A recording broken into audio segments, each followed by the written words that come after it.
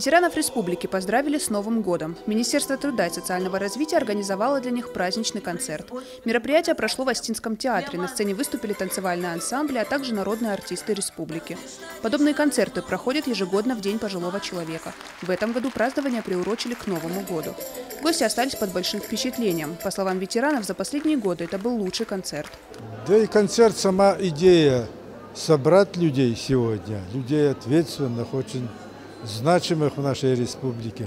Этот концерт в честь посвящается сегодняшней встрече старшего поколения, очень значимых в Осетии людей. Естественно, всех не могли собрать, но со всех районов полный зал –